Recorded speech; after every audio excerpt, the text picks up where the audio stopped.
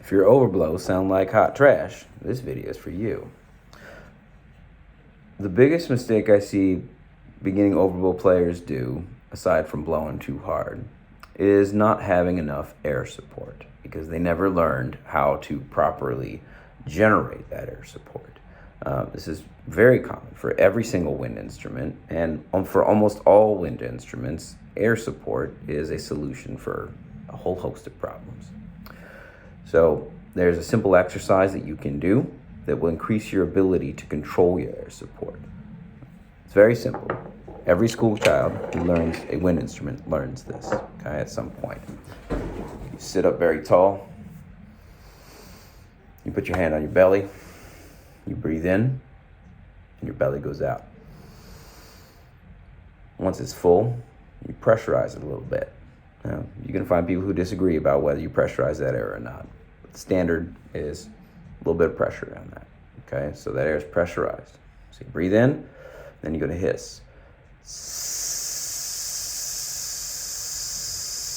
Okay, see these teeth together, hiss. Now, how long are you going to do that? You're going to do it for 16 counts to start. Then you're going to do it for 32. And then you're going to do it for 64. And then if you can, you're going to do it for 128. Now, how can you possibly do that? If you were running out of breath by the time you reached count 16, how on earth are you going to make it to 128? It's really about pressurizing the air and using a small amount of high-speed air in order to generate that sound. That gives you a more consistent tone, even in the hiss, right? Not even playing your instrument, just on the hiss. Look for a consistent sound in the hiss, right? You want to find what's the minimum level of air you can push. It's going to give you a consistent tone. So here's a couple examples and counterexamples. And I don't want this video to be long, so it's not going to go out to 128, but let's just say it's 8, okay? Good example.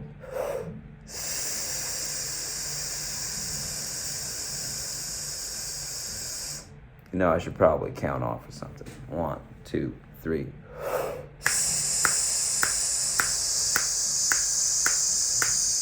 You can hear the hiss sounds exactly the same at every single second of that whole thing, right? You want to do that over 16, 32, 64, 128 counts, right? That's the battle, is trying to make it consistent. Okay? Now here's a bad example.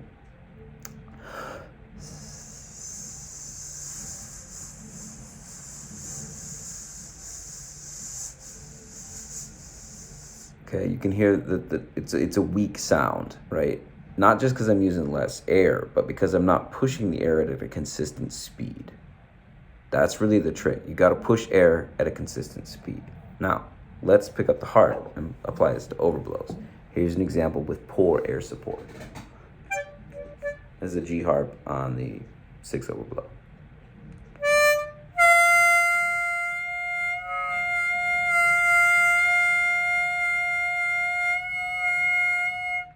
You can hear I'm fighting to keep the overblow. You can hear that it has an inconsistent tone. And we're going to try to control that as much as possible. I will say it is really, really hard to get a completely consistent tone on an overblow, especially at lower volumes, right? But that's precisely the reason why that's the place to play to gain mastery. So here's a more supported one.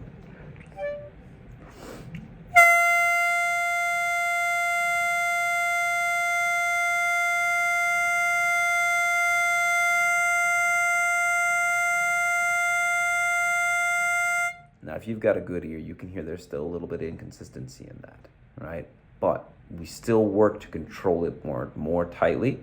I'd say I do overblow long tones about once a week, just to kind of remind myself of like, hey, you got to push air at a consistent speed if you want to do it long, right? We don't always have to cover up the tone of overblows, right? We can instead make that tone as good as possible. All right, so that's the exercise. You got to learn how to breathe. You got to learn how to hiss. And then you're going to use that, the skills that you learned for that, to play long tones.